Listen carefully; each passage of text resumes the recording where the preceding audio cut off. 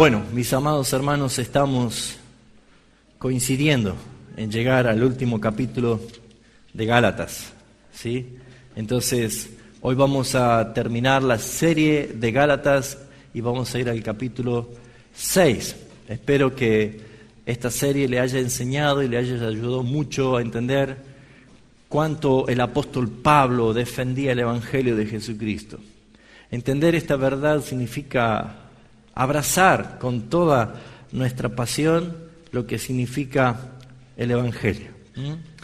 Para muchos la palabra Evangelio es una religión, ¿sí? Es más, gente que no conoce a Cristo nos dice a nosotros, ellos son el Evangelio.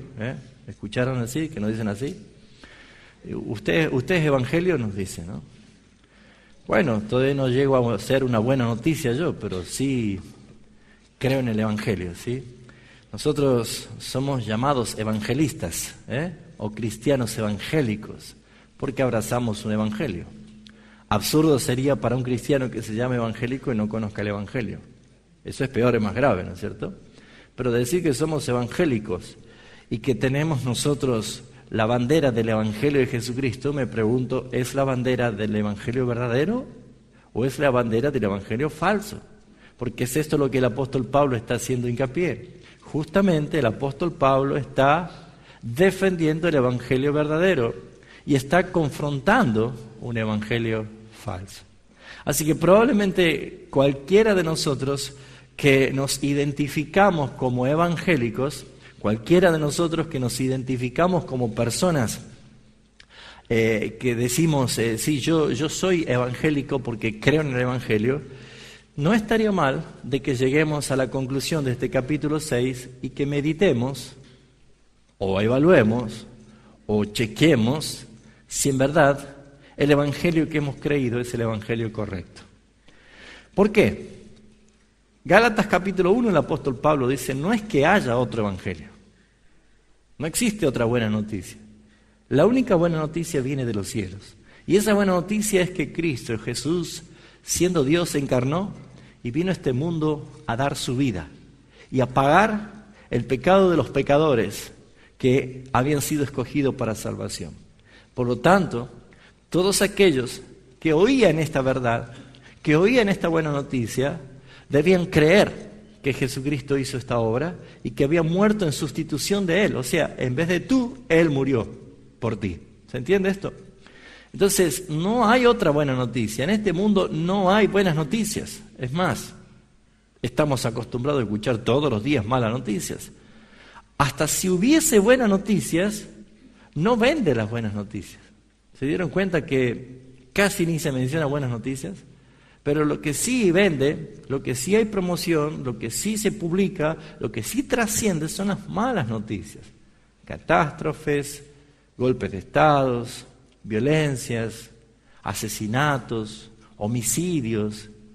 Todos los medios de comunicación permanentemente están enseñando y publicando malas noticias. ¿Por qué? Porque al hombre malo lo único que le interesa es escuchar lo malo.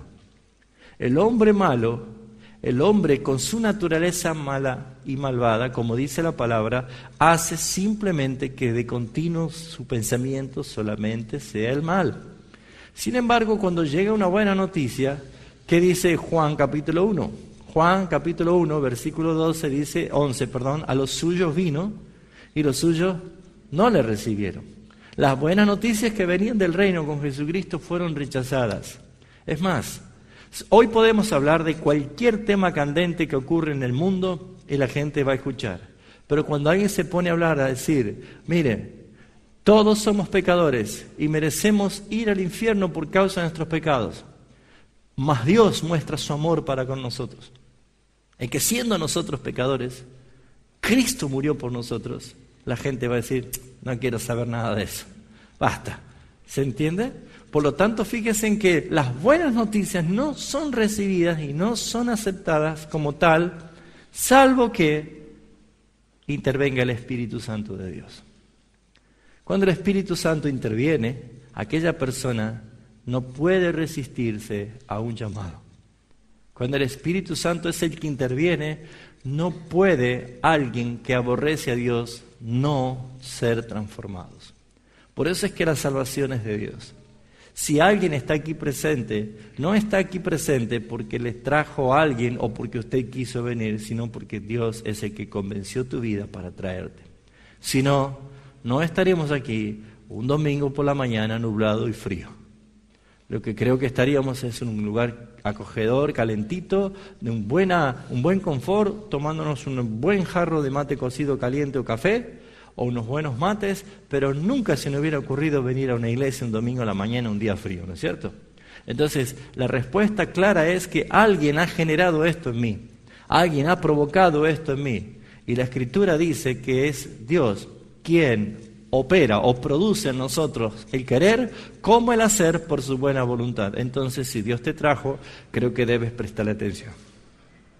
Si Dios te mandó a llamar y te trajo, es para que escuches su palabra, es para que escuches el mensaje, porque hoy vamos a terminar otra vez hablando del Evangelio.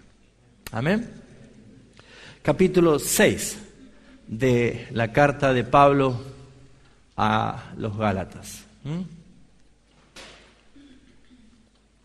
Hermanos, si alguno fuere sorprendido en alguna falta, vosotros que sois espirituales, restauradle con espíritu de mansedumbre, considerándote a ti mismo, no seas que tú también seas tentado.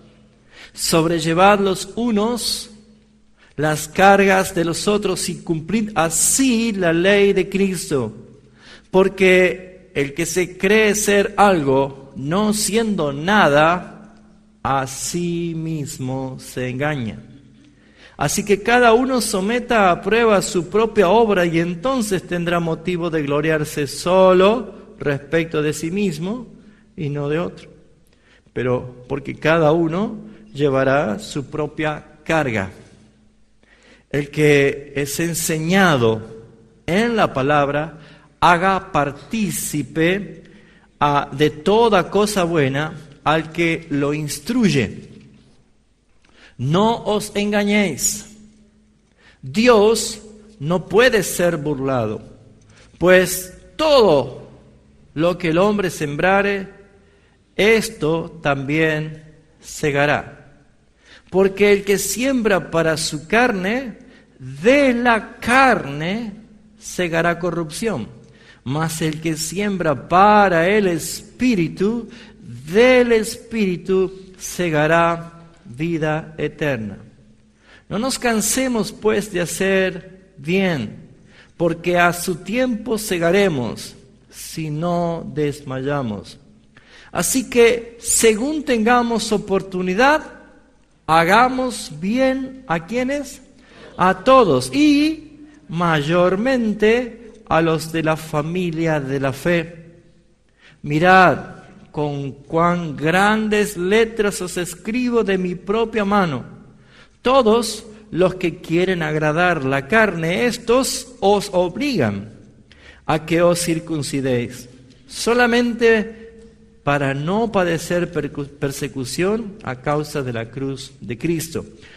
Porque ni aun los mismos que se circuncidan guardan la ley, pero quieren que vosotros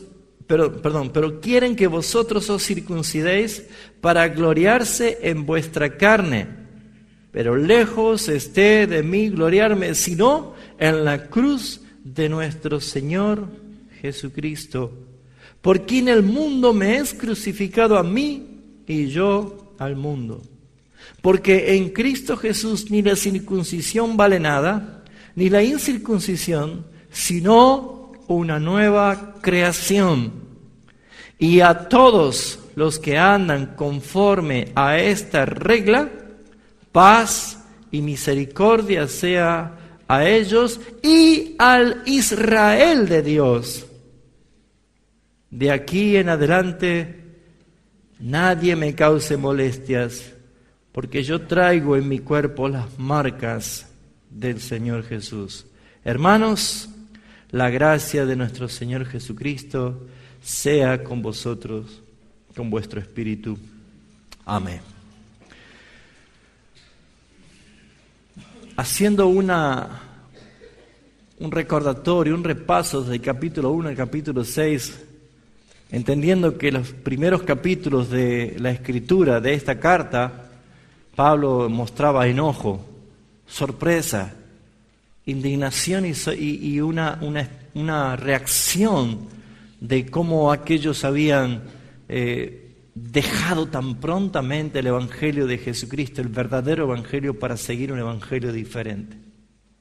Se había infiltrado en la iglesia de Galacia un grupo de judaizantes, diciendo que eran cristianos, pero que decían y hacían referencia de que no bastaba solamente con creer y confesar a Jesucristo, sino que necesitaba participar de ciertos ritos de la ley mosaica, la ley judía, entre los cuales estaba la dieta y el ayuno que ellos tenían que tener, el guardar algunas fiestas, guardar el sábado y por supuesto circuncidarse conforme al rito de la ley.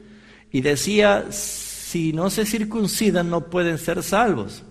Cosa que eso no es el Evangelio, porque Pablo enseñó claramente que el Evangelio no es por obras, sino por la gracia y la misericordia de nuestro Dios.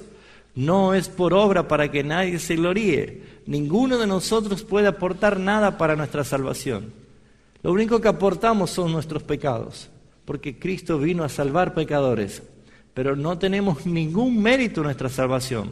Por lo tanto, Pablo tuvo que escribir osadamente con toda su convicción y defensa, diciendo, si os circuncidáis, para nada aprovecha Cristo, y de la gracia os habéis caído. Vemos nosotros cómo el apóstol Pablo, a través de todos los capítulos de esta carta, nos fue llevando una y otra vez a ver cuál es el verdadero evangelio y cuál es el falso. De tal manera que hemos llegado a lo que hemos visto el domingo pasado. Bueno, visto una forma de decir porque estábamos a oscuras, pero que hemos podido meditar, ¿sí? ¿Se acuerdan? ¿Qué es lo que nos decía la gran lucha, la gran batalla espiritual que se daba entre la carne y el espíritu? Y podemos haber visto nosotros, mis hermanos, de que el problema más grande no está afuera, sino está en mí. Soy yo mismo, es mi propia carne, es la manifestación de mi carne. Pero ya llegando al final y analizando nosotros, viendo que el fruto del Espíritu es Cristo en nosotros manifestado en esas 9 exposiciones claras, contundentes, que no hay ley contra el fruto del Espíritu, te está diciendo claramente que una persona que vive conforme al Evangelio de Jesucristo manifiesta sí o sí una vida diferente. ¿Qué es lo que podemos entender? En el mundo se puede ver que prácticamente hay 2 religiones. Prácticamente hay 2 religiones. Usted dirá, no, pastor, no hay 2 religiones, hay muchísimas religiones. No, prácticamente hay 2 religiones. Hay 2 formas de culto. Hay 2 formas de adorar y hay 2 tipos de gloria. Una es la religión del hombre y otra es la religión que lleva a Jesucristo. Quiero aclarar que la palabra religión es la palabra religar, volver a ligar, reconciliar, ¿sí? Entonces, la palabra religión está diciendo que hay muchos que utilizan un evangelio falso para reconciliar al hombre con el hombre. Encuéntrate a ti mismo, ámate a ti mismo, valórate a ti mismo. Tú eres un triunfador, tú eres un campeón. Sueña que vas a llegar lejos. Declara, decreta, exhorta, di toda tu palabra, di lo que ves y lo tendrás. Todas esas cosas forman parte de un falso evangelio. Pero está la religión que nos liga con Cristo. Y esa relación que nosotros tenemos con Cristo es saber que Él es el Señor, que el que gobierna es Él. Que aprendemos a decir nosotros si Dios quiere, si Él lo permite, si así el Señor lo ha querido. Estas 2 religiones claramente muestran que una busca la gloria del hombre y otra busca la gloria de Dios. Si nosotros estamos parados en el medio, tendríamos que decir, ¿cuál es el evangelio que he creído? ¿Cuál es la religión que quiero practicar? ¿O cuál es el fin de la gloria? ¿A quién quiero darle gloria? ¿Quiero darle gloria al hombre o quiero darle la gloria a Dios? Ahora, Pablo termina este capítulo 6 justamente hablando de la gloria. lejos esté de mí, dice el versículo 14, gloriarme, sino en la cruz de Cristo. Pero veamos algunos aspectos de este capítulo 6. Lo primero que vamos a ver nosotros es la exhortación del apóstol Pablo a estar muy unidos y muy cercanos unos a otros como iglesia. ¿Saben, hermanos? Es normal entender que una oveja, si se aparta del rebaño, es una presa fácil del lobo rapaz. ¿Sí o no? Esto no hace falta ser muy espiritual para entenderlo. Con ir al campo y poder ver un poco cómo se mueve y se desarrolla normalmente la vida del campo, uno se da cuenta que esto sucede así. Ya sea una oveja, ya sea la gallina con sus pollitos, lo que sea. Lo que podemos ver es que si la cría se aleja de su mamá, es presa fácil. Lo mismo pasa en el contexto espiritual. Por lo tanto, Pablo exhorta para que ya no entren otra vez estos falsos predicadores, falsos maestros, para que otra vez no vuelva a suceder de que sean vulnerables a las falsas doctrinas, que destruyen, que debilitan. Pablo exhorta a que haya como primera medida una unidad muy cercana. Notemos cómo comienza el versículo 1 del capítulo 6. ¿Qué dice? Compañeros, hermanos, referirse así, que somos hermanos, ¿nos está identificando en qué? ¿En una fábrica? En una familia. Si decimos hermanos, Pablo está llevando a la reflexión familiar, a que somos una familia. Debemos nosotros entender que si somos hermanos, debemos amarnos como hermanos, porque estamos todos bajo el mismo Padre. Nuestro Padre Celestial nos dio la posibilidad de ser adoptados hijos suyos, por lo tanto somos hermanos. Esto lo vimos nosotros en el capítulo 4 cuando dice que hemos recibido el espíritu de adopción, que antes éramos esclavos y ahora somos hijos. Entendiendo esto que está en la misma carta del apóstol Pablo, ahora comienza a despedirse de ellos diciéndoles hermanos. Hermanos, mire, dése vuelta y dile al que está al lado suyo, hermano o hermana.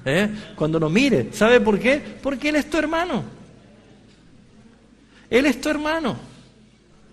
Y en la Biblia encontramos nosotros que los hermanos han tenido muy buena relación o pésima relación. El primer homicidio que apareció en esta tierra fue a causa de dos hermanos. ¿Se acuerdan quiénes eran? Caín y Abel. Ahora, fíjense ustedes que ¿por qué comienza el desarrollo de la historia de esta humanidad con el homicidio entre dos hermanos? Porque Satanás siempre ha intentado que haya división entre los hermanos. Por lo tanto, nosotros no debemos ignorar las maquinaciones del diablo. Hermanos, no es compatible que yo ame tanto a una persona que no es cristiana y que no ame a mi hermano. Ahora, en este mundo se ha abierto tanta la posibilidad de poder amar a todos menos a la iglesia, amar a todos menos al hermano, de tal manera que la irreverencia de llamarse hermano es decir que lo soy y no expresar que lo amo. Amar a mi hermano significa estar con él en todo tiempo, en todo momento. Yo no sé si hubiese tenido el mismo amor que siento por mi hermano Fernando si hubiéramos sido 7, 8 hermanos. Dios permitió que estemos los dos. Pero el amor que uno siente por su hermano, que usted debe amar a su hermano, usted debe amar a la iglesia como una familia, es un amor que va más allá de el tener o no tener, el desear o no desear, sino en un amor práctico. Por eso que el apóstol Pablo comienza diciendo, amados, hermanos. Y escuchen, si alguno fuere sorprendido, acá aparece la palabra sorpresa, sorprendidos, quiere decir descubierto, en el mismo acto del pecado. Si hubiese sido sorprendido, descubierto en la misma tentación que está sucumbiendo en pecado, ¿qué hay que hacer? Dice inmediatamente que hay que hacer, restaurarle, hacer una renovación, hacer una tarea de sanidad, hacer una tarea de edificación. ¿Saben, mis hermanos? La iglesia se nutre por el amor en la restauración. Porque podemos tener muy buena disciplina en la exhortación, pero a lo mejor estamos siendo falentes en la restauración. Pero la restauración es tan importante porque es vital para que la vida de la iglesia siga adelante.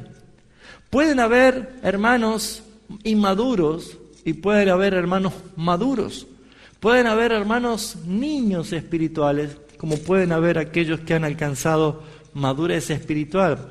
Por eso que está diciendo, vosotros que sois espirituales, está hablando no de aquellos que te dicen, ¿qué te haces el espiritual? ¿Vio? En forma sarcástica. No es eso lo que hace referencia, sino que reconoce que han sido hermanos que han moldeado su vida bajo la sombra del Altísimo y bajo la luz de las Escrituras para alcanzar madurez, para alcanzar una vida y una posición espiritual que en verdad les ayuda a estar por encima. Ser alguien que puede ayudar, ser alguien que puede restaurar, ser alguien que puede edificar a otros, ¿sabe qué significa? Ser espirituales. Y ser espirituales no es motivo de avergonzarse. Si alguien te dice, mire, este hermano es un hermano espiritual, no es un motivo de avergonzarse, ni es un motivo de jactarse. Algunos se avergüenzan porque creen que es forma sarcástica, diciendo no te hagas ser espiritual, pero también otros pueden tomarlo en forma de soberbia, diciendo yo soy superior a otros. Lo que está diciendo es que Dios en su voluntad no te va a dejar huérfano. Si caes, va a haber alguien quien te levante. Si estás en tentación, va a haber alguien quien te socorra. Cuando andes en valle de sombra de muerte, no temeré mal alguno porque tú estarás conmigo. ¿Cómo está el Señor si no lo veo? A través del hermano. A través del hermano que es espiritual. Aquel hermano que ha preparado su vida. A ver, hermanos, hagamos una prueba. Nunca se ha puesto a pensar de que no todos los días y todo el día de las 24 horas estamos en óptima posición espiritual. ¿Se ha puesto a pensar eso? ¿Vio que hay días que la tenemos que remar? Y que la corriente es fuerte y que viene dura la correntada en contra. Veo que a veces tenemos mucho viento en contra y a veces hasta decimos, basta ya, quiero tirar los remos y dejar de remar. Mis hermanos, hay días que estamos fatales en nuestro campo espiritual. Nos sentimos vulnerables, nos sentimos fríos, nos sentimos hasta vacíos y lo que dice la carne es, deja todo. Pará, no hagas nada. Es natural, nos pasa eso. Pero ¿no le pasó que de pronto viene otro día, otro impulso y empezás a sentir fuerzas espirituales y te sumergís en la palabra de Dios y comenzás a buscar de nuevo un fuego que empieza a encenderse en tu alma? ¿Te ha pasado? Ahora, ¿por qué cree que esto pasa a nosotros? ¿Por qué cree que esto pasa? Esto es gracia de Dios. Esto es gracia de Dios. Noten ustedes, cuando el día que estamos más bajo y más raso, cuando sentimos que somos el peor de los gusanos, Dios te manda siempre personas para que le ayudes. ¿Sí o no? Dios siempre te pone a alguien para que te diga, ay hermano, usted no sabe lo que me pasa, ¿por qué no me da un consejo, una palabra? Y dice, yo. No lo dice, ¿no? Pero lo piensa. ¿Yo? ¿A mí? Todo eso es gracia de Dios, mis hermanos. Porque Pablo está diciéndole, la iglesia no va a ser desamparada. Y cuando te vienen esos momentos de fuego espiritual, cuando tu vida empieza de nuevo a sentir pasión, como que dices, se fueron las nubes y comenzó otra vez mi vida a sentir ese fuego, esa pasión, ¿sabes para qué es? Para sobrellevar los unos la carga de los otros. No para ti mismo, para los otros. Para los otros. Yo debo estar bien para sobrellevar las cargas de ustedes. ¿Y quién lleva las mías? ¿Cómo sobrellevamos unos la carga de los otros? Es el motivo que el apóstol Pablo está diciendo, es importante que ustedes vean que son hermanos, Por lo tanto, si alguno fuere sorprendido en alguna falta, vosotros que sois espirituales, ¿saben que todos nosotros podemos tener como un termostato espiritual en nosotros? ¿Sabemos cuándo estamos bien, cuándo estamos más o menos y cuándo estamos allá? ¿Cuántos lo reconocen? Claro que lo reconocemos. ¿Sabe cómo se llama ese sensor? Se llama el Espíritu Santo de Dios, que nos convence, que nos enseña, que nos muestra cómo estamos. Mis hermanos, qué triste sería que en una congregación no haya uno que se ponga a la brecha. Qué triste sería que en una congregación no haya uno que se diga, o dos, como Josué y Caleb, y que digan, no lloren, vamos a comer como pan a estos gigantes. Vamos, poseamos la tierra, vamos adelante. Qué triste sería. Y saben, hermanos, si todos fuéramos espirituales y no habría necesidad, no funcionaríamos como cuerpo. ¿A quién ayudamos? ¿Cómo haríamos la tarea de sobrellevarnos unos la carga de los otros? Como verán, mis hermanos, es tan importante poder ver que somos dependientes de la gracia de Dios, de la misericordia de Dios, pero también de sus planes infinitos. A Dios no se le pasa por alto ninguno de tus emociones, ninguno de tus problemas, ninguno de tus pensamientos. Sabe Dios cómo estás, conoce. ¿O no dice el salmista, Señor, estoy maravillado, aún no sale la palabra de mi boca, y Señor, tú ya lo sabes? Esto es conocimiento demasiado maravilloso para mí. Aún desde lejos entiendes mis pensamientos. ¿Crees que Dios no sabe lo que piensas o cómo estás? Por eso, mi amado hermano, no existe lugar donde la gloria de Dios se manifieste de tal manera, sino en la iglesia de Jesucristo. Afuera es el lloro y el crujir de dientes, las tinieblas de afuera. Hermanos, el lugar donde Dios se deleita es en la iglesia. Por eso es que dice, sobrelleven los unos la carga de los otros. Es el lugar donde nosotros debemos edificarnos. Es el lugar donde debemos tener contención. Es el lugar donde podemos cumplir así la ley de Cristo. ¿Cuál ley? Si Pablo está diciendo que no andemos en la ley. Fíjese lo que dice el versículo 3. Sobrellevad los unos las cargas de los otros y cumplid así la ley de Cristo. ¿Cuál ley? Capítulo 5, versículo 14, dice, porque toda la ley en esta sola palabra se cumple. Amarás a tu prójimo como a ti mismo. ¿Ama usted a su hermano? ¿Ama usted a su prójimo? ¿Realmente ama como se ama a sí mismo? Yo quiero entender que esta despedida de Pablo a la iglesia de Galacia, de los Gálatas, escribiendo ya el final, en su mezcla de emociones, euforia, enojo, sorpresa, admiración, exhortación, él mismo estaba diciendo, no quiero haber corrido en vano, no quiero haber trabajado en vano. Yo estoy sufriendo dolores de parto con tal de que Cristo sea formado en ustedes, mis amados hermanos. Pablo está casi terminando esta carta y está diciendo, ¿por qué quieren arruinar la iglesia de Cristo si es el mejor lugar que pueden estar en este mundo? Allí es donde nosotros debemos encontrar el respeto por la iglesia, amor por la iglesia. Miren, mis hermanos, como pastor hay cosas que me duelen, como pastor hay cosas que me sorprenden, pero también hay cosas que en verdad me molestan y me enojan cuando se le falta el respeto a la iglesia. Pueden faltarme el respeto a mí, si así lo quieren. Yo tengo defensor, yo tengo quien me defienda. Yo no voy a reaccionar. Sé quién es mi abogado. Pero saben, mis hermanos, cuando se falta el respeto a la iglesia, es algo que me duele y me molesta.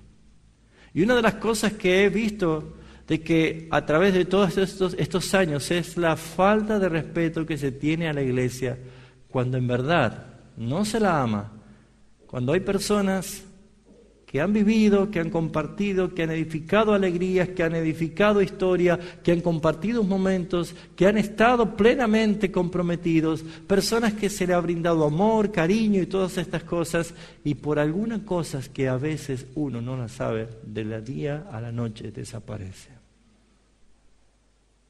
Déjeme exhortarles para que esto no vuelva a pasar. En la forma bíblica que se van las personas así, Pablo los identifica como los que no son. Amaron al mundo, estuvieron, como dice Juan en su carta. De la única forma, mis hermanos, que nosotros podemos perseverar es siendo celosos por la iglesia, amando a la iglesia y estando comprometidos con la iglesia de tal forma de que uno pueda decir, yo cuido la iglesia. Es amar a su hermano, es cuidar a su hermano, es respetar a su hermano. Mire, mi querido hermano en Cristo Jesús, la iglesia ya tiene más de 20 siglos. Y si ni siquiera la Inquisición romana pudo detenerla, mucho menos una simple y burda ofensa. Por lo tanto, no es la forma de tratar a la iglesia de Cristo. Restáurela. Comprométase, ámela, cuídela, sea celoso. Una de las cosas que había escuchado del pastor Sugel Michelén, que lo publiqué ayer, para que lo vean en 4 minutos, era que muchos tienen el ideal de la iglesia perfecta, que eso es un error, pero no ser perfecta no descalifica, no descalifica. Y él decía algo, no es lo mismo que algunos dicen, yo no voy a la iglesia porque hay muchos hipócritas allí. Prefiero quedarme en mi casa y ver las filmaciones por internet o escucharla en audio. Mire, el Espíritu Santo de Dios no está por internet. No se siente por audio. Juan vio que Jesús se movía entre los 7 candeleros, entre la iglesia. Yo quiero estar donde Él está. Yo quiero vivir la presencia del Señor cuando los hermanos están juntos en armonía. Por esa razón el apóstol Pablo está exhortando a esto. Está pidiéndole que sobrelleven los unos la carga de los otros y que no estén buscando en qué gloriarse en sí mismo, sino en la de su hermano. Por esa razón el versículo 6 es clave y muchas veces mal entendido porque es llevado y usado directamente para que los falsos quieran lucrar. Pero mis hermanos, cuando dice el que es enseñado de la palabra, haga partícipe de toda cosa buena al que lo instruye. De acuerdo a los comentaristas bíblicos, algunos están poniendo de que es lícito de que el pastor o el líder de la iglesia sea sostenido legalmente por la iglesia económicamente, siendo él el que le instruye en la palabra, porque es específico, no dice el que es enseñado en carpintería, en electricidad, no, en la palabra dice.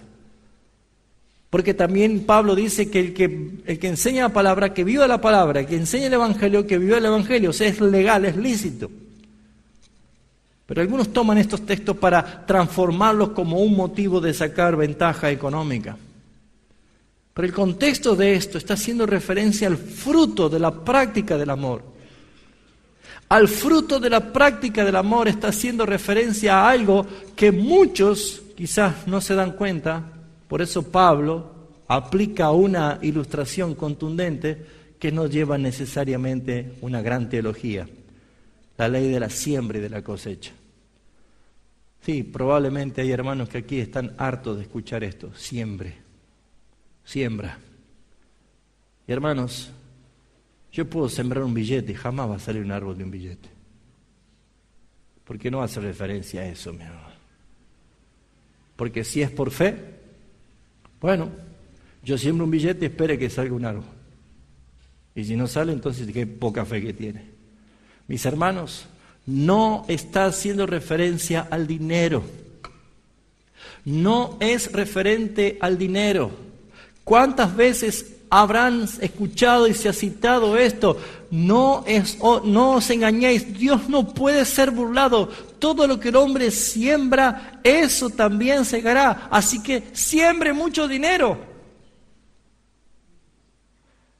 Hermanos, una teología de un gusano puede pensar así. Pero un hijo de Dios debe entender que esto es un principio espiritual. Es un principio espiritual. Pablo le está diciendo a esta iglesia que había abierto las puertas a la confusión de un falso evangelio o a los que pervierten el evangelio, diciéndole que hay una forma de ser salvo, es practicar la ley aparte de Cristo. Y Pablo está diciendo, hermanos, no nos alcanza una eternidad de práctica de obras, somos salvos por gracia. Miren la cruz y vean lo que allí pasó. Y si puede creer en esa obra, usted es salvo, pero no por ninguna obra. Por lo tanto, el que quiere hacer algo, el que quiere vivir por la carne, no es otra cosa más que va a recoger en la carne lo que ha sembrado en la carne. ¿Se entiende esto, hermano? Por eso no está hablando de dinero. Es un principio espiritual. Está hablando del principio del género. En Génesis capítulo 1 dice que Dios creó cada semilla según su género, para que cada semilla dé fruto según su género. Obvio, siembro una semilla de sandía, no puedo esperar que salgan bananas. Naturalmente debo entender yo que cada semilla tiene su género. Por lo tanto, todo lo que se hace en la carne, naturalmente se va a cosechar de la carne. Todo lo que se hace, se siembra para el Espíritu, del Espíritu se va a cosechar vida eterna. Es un principio espiritual. Por lo tanto, Pablo está desafiando y está diciendo muy bien, para aquellos que enseñan que por la obra de la carne pueden ser salvos, confíen en eso y verán al final qué cosechan. No pierdan el tiempo. No pierdan el tiempo. Ser salvos significa creer que Jesucristo vino a tomar tu lugar en la cruz y que Él pagó lo que deberíamos haber pagado nosotros. La gracia de Dios, como dije el domingo pasado, es manifiesta en todas las cosas. En todas las cosas. Esa es gracia de Dios. Lo que el hombre puede disfrutar. Pero el infierno, el tormento eterno, es la ausencia de la gracia de Dios y la misericordia de Dios. Antes de acostarme anoche, estaba mirando un cierre de un festival acá en Tucumán, ¿no? Hay una cantidad de gente impresionante, delirando y saltando. Es una alegría pasajera. Por cierto, la música es muy pegadiza, música norteña es muy pegadiza, ¿no? Por cierto, era un clima de fiesta, ¿eh? Pero ¿saben, mis hermanos? Meditaba en esto. ¿Cuántas personas allí no tienen en cuenta a Dios? Y que Dios le da, como dice Eclesiastés, Dios es el que da la capacidad de deleitarse, de disfrutar, de acumular, de tener, pero de nada les sirve. Porque si no le dan gracias a Dios, si no reconocen a Dios, todo lo que le da el Señor, todo lo que es gracia de Dios, el día que respira, el día que amanece, el sustento, el abrigo, la salud, el andar, el percibir un aroma, el percibir una fragancia, el escuchar cosas deleitosas, hermanos, el sentir el sabor de una comida rica, todo eso es gracia de Dios, todo es gracia de Dios. Pero ¿qué es el infierno? Es la ausencia de todo eso. Y la ausencia de Dios especialmente en su misericordia. Pablo está diciendo, no den tiempo a sembrar en la carne. ¿Y qué es sembrar en la carne? Pues manifiestas son las obras de la carne, dice el 5:19. ¿Qué cosa? Dice adulterio, fornicación, inmundicia, lascivia, idolatría, hechicería, enemistades, pleitos, celos, iras, contiendas, disensiones, herejías, envidias, homicidios, borracheras, orgías y cosas semejantes a estas. Todo eso y cosas que ya Pablo se cansó de nombrarlas. Cosas. Todo eso son obras de la carne. Por lo tanto, está diciendo, una persona que ha nacido de nuevo no pierde el tiempo en cosas carnales. Si es sorprendido en alguna de estas faltas, si cayó en alguna de estas, vamos hermanos, los que son espirituales, los que son maduros, levántenos, restáurenos, háganle entender que no es esa la vida que Dios lo salvó. Para eso no lo salvó el Señor. Así que si cayó es momentáneamente, levántese y siga adelante, porque su vida no es esa, ya no es carnal, es espiritual. ¿Se entiende? Pero aquel que practica, ¿qué dice el versículo 21? Acerca de las cuales cosas os amonesto, y os digo, lo he dicho antes, que los que practican tales cosas no heredarán el reino de Dios. Practicar no es lo mismo que ser sorprendido en alguna falta. Amén. Así que ya sabe qué significa siembra y cosecha. ¿Sí? ¿Usted va a sembrar hoy? No nos cansemos de hacer el bien, dice el versículo 9. No nos cansemos de hacer bien. Pues, porque su tiempo segaremos si no os desmayamos. ¿Se dan cuenta de que no está hablando del dinero, se está hablando de la vida espiritual? ¿Quién puede hacer el bien sino aquel que ha sido renacido por Cristo? Porque ¿cómo éramos antes? Malos. No hay justo ni aun uno. O sea, ¿algo bueno puede salir de nosotros sin Cristo? No. Por lo tanto, hacer el bien es la evidencia de alguien que ha conocido a Cristo. Y aquí está diciendo, no nos cansemos. No nos cansemos. Si usted ha sido renacido y ahora puede hacer el bien, no se canse. ¿Se entiende esto? Imagínense si usted es un cantante que tiene una voz privilegiada y se murió. ¿Va a cantar si está muerto? No, ¿no es cierto? Y si viene el Señor y te resucita para que sigas cantando y cantes mejor que antes. Qué glorioso, ¿no? Pero apenas cantaba una canción decía, ay, ya me cansé. Ya no canto más. ¿Por qué? Porque estoy cansado. No tiene sentido. Si Él te ha salvado, si Él te ha dado vida, hacelo con pasión, hacelo con alegría, entrega toda tu vida. Por eso dice, no nos cansemos de hacer el bien. Aunque veamos injusticia, aunque veamos situaciones que no te favorecen, aunque aquí no tengas aplauso, no te canses, no te canses, porque es para el Señor lo que estás haciendo. Por eso dice, no desmayes, no desmayes. Amén. Así que si tenemos alguna oportunidad de hacer el bien, hagamos bien a todos, pero mayormente a los de la familia de la fe. Prioridad número 1 de parte del Señor, atiende a la iglesia.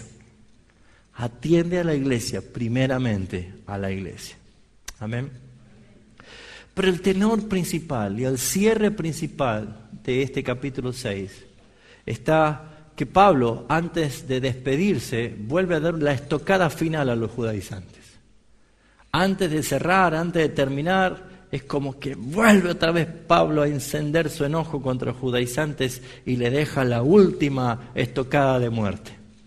Dice, mirad con cuán grandes letras os escribo de mi propia mano. Probablemente hay una interpretación teológica diciendo que el aguijón que Pablo tenía era una enfermedad de los ojos. ¿Se acuerda que le dije que él tenía como esas bolsas que se le caen con mucho dolor? Por eso le decía, yo sé que ustedes me han amado tanto que si era posible me daban sus propios ojos. ¿Sí? Entonces es probable de que la letra grande que escribía Pablo era porque su visión estaba acortada. Es muy probable que su enfermedad y dolorosa enfermedad que él padecía era de los ojos. Hoy algunos teólogos pueden decir que era como un cáncer de ojos.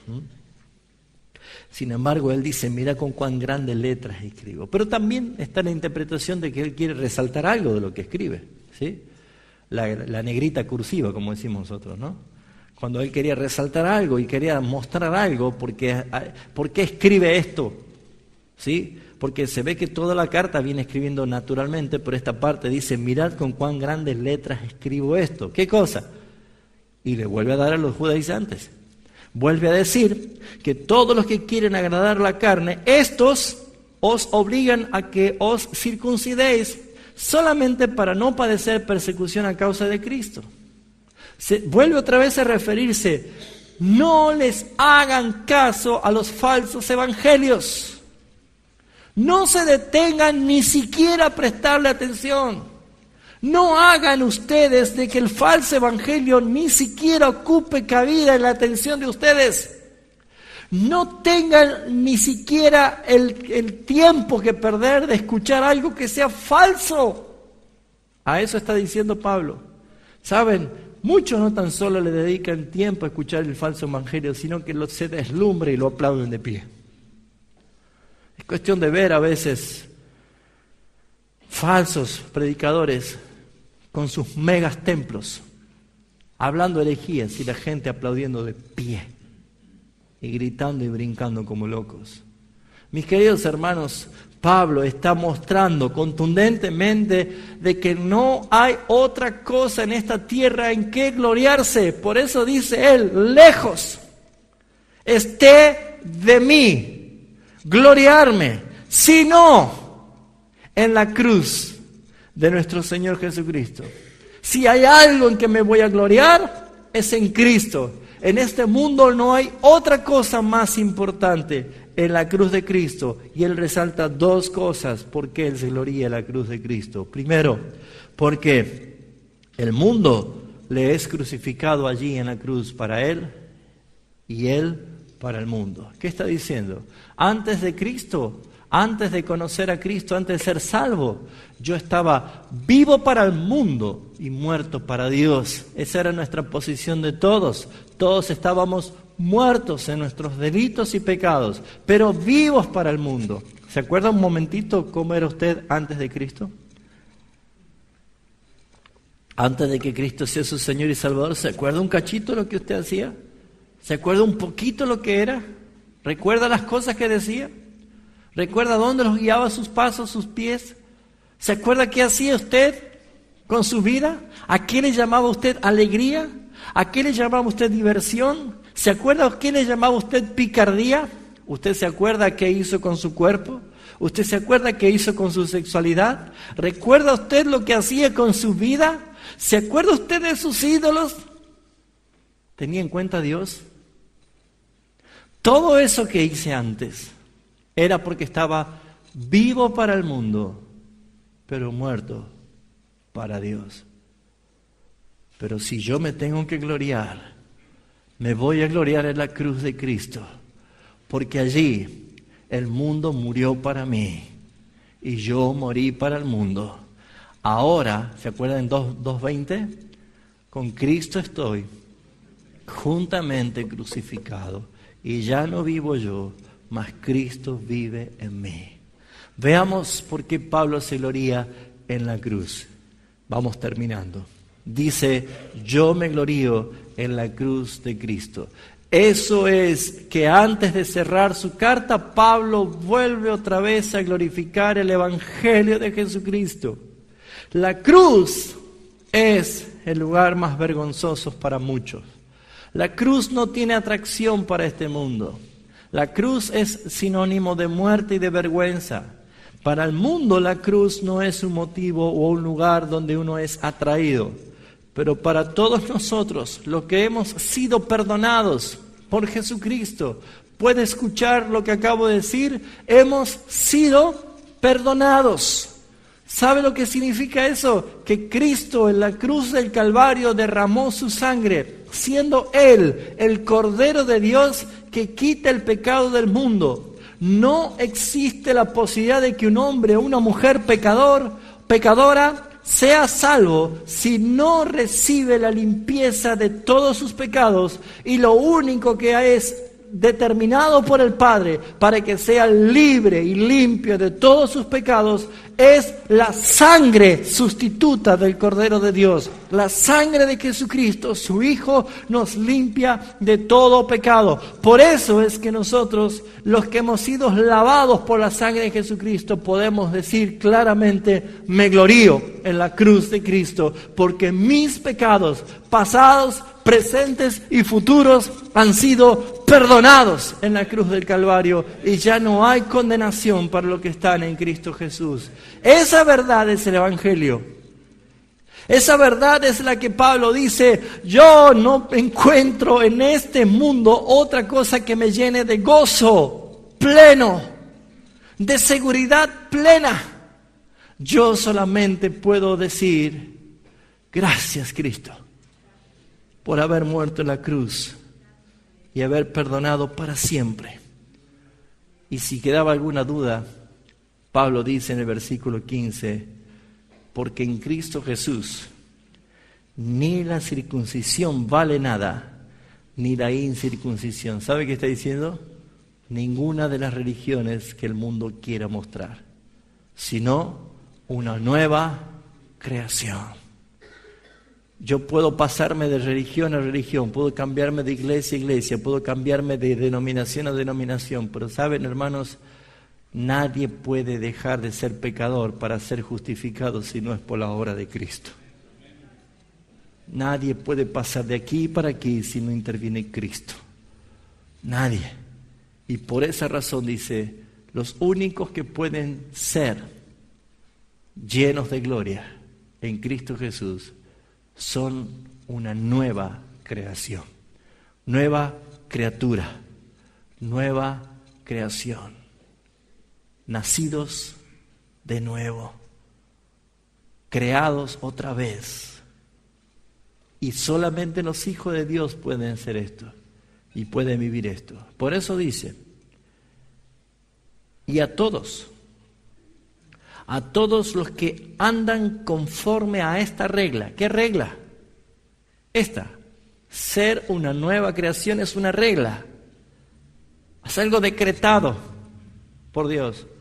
A todos los que andan conforme a esta regla, ¿qué sucede? Paz, misericordia sea a ellos y al Israel de Dios. Diga conmigo: Dios tiene su Israel. ¿Sabe qué significa Israel? Príncipes de Dios. ¿Saben quién fue Israel? ¿Sabe cómo se llamaba antes Israel? Se llamaba ¿cómo? Jacobo, que significaba suplantador, engañador, mentiroso. Jacobo, el que dijo: no te dejaré hasta que no me bendigas.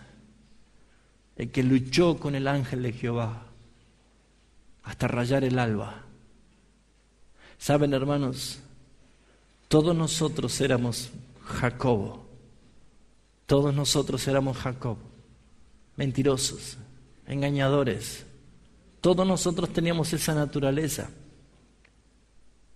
Pero ¿saben, hermanos? Ese día, en esa batalla, que fue toda la noche hasta el amanecer, sucedió algo extraordinario. Cuando le dijo el ángel de Jehová: declárame cuál es tu nombre. Y él le dijo: Jacob es mi nombre. Él le dijo: ya no te llamarás más Jacob, sino te llamarás Israel, porque has peleado con Dios y has vencido. ¿Saben, hermanos? Pareciera ser de que el ángel de Jehová se fue derrotado y el que ganó fue Jacob. Pero nosotros tenemos una cultura diferente a la cultura hebrea, hasta para pelear. ¿Saben, hermanos, quién por cuestión cultural ganaba? Cuando era una lucha y no podía terminarse, el que se rendía tenía que decir su nombre. El que se rendía tenía que decir su nombre. Por eso es que lo que hace el ángel de Jehová le dice, dime tu nombre. Le está diciendo, ríndete, ríndete. Y él dijo, Jacob es mi nombre. Cuando él se rindió, vino una transformación. Le dijo, ahora tu nombre ya no es más Jacob. Ahora eres Israel. ¿Sabes, hermano? En la cruz se terminó mi pelea. En la cruz se terminó tu pelea. Allí en la cruz, cargado de pecado, de inmundicia y de condenación, llegamos a los pies de Cristo y allí nos rendimos a Él. Allí es donde nosotros hemos caído a los pies de Cristo, a los pies de esa cruz. Allí donde hemos doblado nuestras rodillas. Allí es donde hemos clavado nuestros ojos al suelo, humillados y arrepentidos, con un corazón quebrantado. Y allí es donde se oyó desde la cruz, Padre, perdónalos. Allí estábamos siendo perdonados nosotros para siempre. Por esa razón, ¿existe geográficamente un Israel actual? Sí. Pero existe un Israel de Dios. Que el Israel de Dios está compuesto ya no por aquellos judíos o gentiles, porque ni la circuncisión vale nada, ni la incircuncisión vale nada, sino lo que de ambos pueblos el Señor hizo uno solo, una nueva nación, una nueva creación, un nuevo pueblo que se llama el Israel de Dios, los que fueron verdaderamente transformados, convertidos. Esa es la forma de despedirse de Pablo. Hermanos, la gracia de nuestro Señor Jesucristo sea con vosotros, con vuestro espíritu. Amén.